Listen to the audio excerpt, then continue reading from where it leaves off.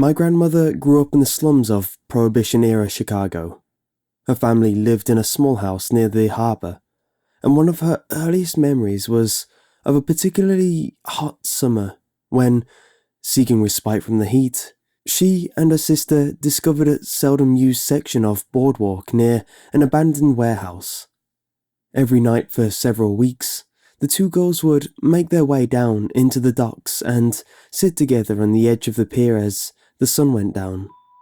My grandmother vividly, and for a time fondly, recalled the feel of seaweed between her toes as she and her sister dangled their feet into the murky water.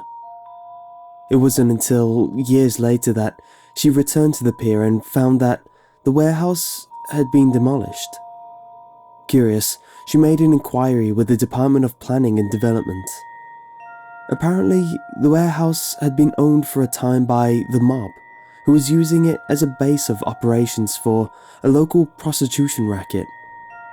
It had only been uncovered when an associate began disposing of rival hookers by fitting them with concrete shoes and dumping them in the harbour. Investigating officers had recovered nearly 24 bodies from the waters of a secluded pier nearby. How had the bodies been discovered? A passing fisherman spotted some of the victims' hair floating near the surface of the water. Like seaweed.